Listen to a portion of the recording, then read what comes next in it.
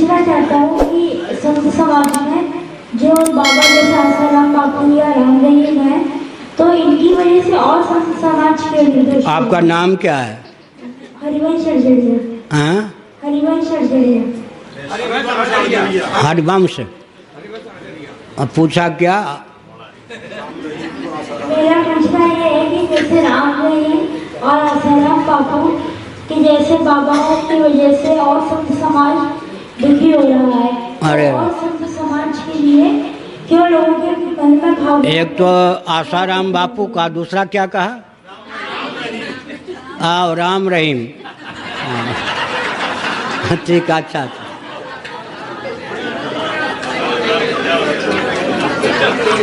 ठीक है, बना ठीक है। सुनो, मीडिया तंत्र जानते हो ना? मीडिया ये सब है। अब व्यापार तंत्र, व्यापार जानते, और राजतंत्र, राजनेता।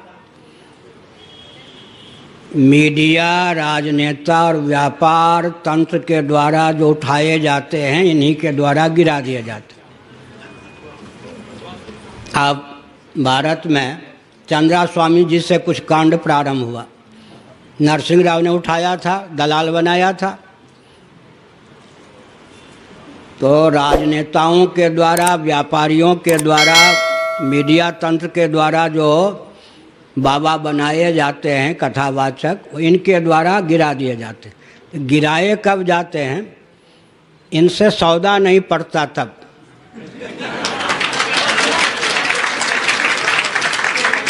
अगर सौदा अंतिम सांस तक पट जाए, कितने भी व्यभिचारी हों, दुराचारी हों, जेल के शिकंजे में नहीं, स्वर्ग में रहते हैं भारत में। मैं उदाहरण देता हूँ।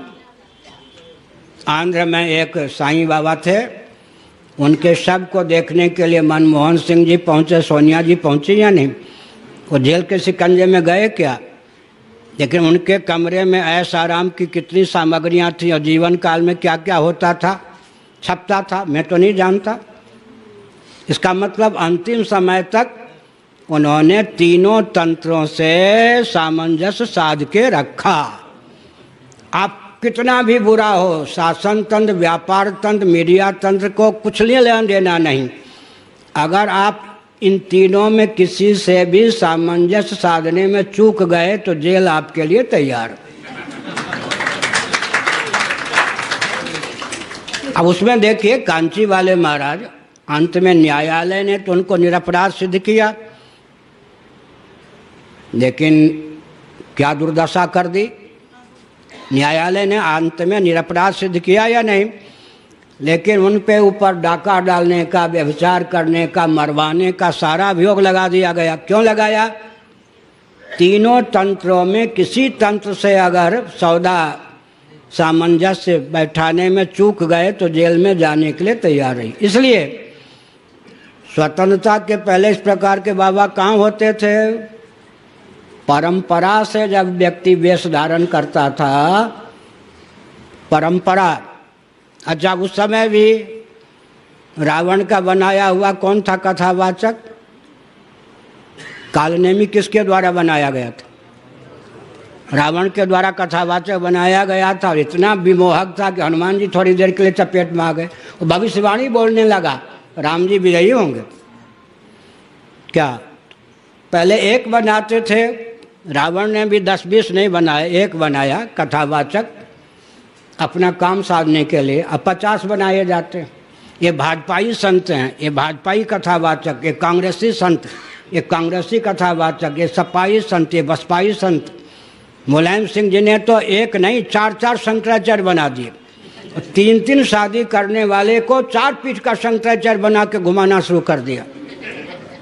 समझ गए ना? इन राजनेताओं का दुस्साहस कितना। हम अगर आज कह दें ये प्रधानमंत्री हैं तो माना जाएगा कि हमारा दिमाग कैसा है, लेकिन ये राजनेता 4-4 पीठ के शंकराचार्य बना देते हैं। भाजपाइयों के शंकराचार्य, विश्व हिंदू परिषद के शंकराचार्य, कांग्रेसियों के शंकराचार्य। आप समझ गए ना? इसका अर्थ क्या होता है? ये विदेशी षड्यंत्र है। अच्छा, बुरा न मानो, होली है, सुनिए, चर्च कांड अगर खुल के कह दिया जाए तो विश्व में कोई चर्च की ओर आंख उठा के देखेगा? चर्च में जो कुछ कांड होता है वो अगर वो मीडिया का विषय बना दिया जाए, कोई आंख उठा के देखेगा चर्च की ओर? अपने तंत्र को बहुत बुरा होने पर भी बहुत संभाल कर रखते हैं और हमारे तंत्र को विकृत करने के आप पूरा प्रयास करते हैं। आपके प्रश्न का उत्तर यही है,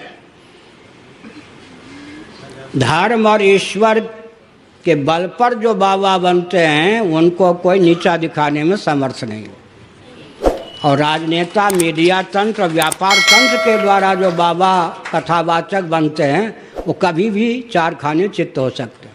बस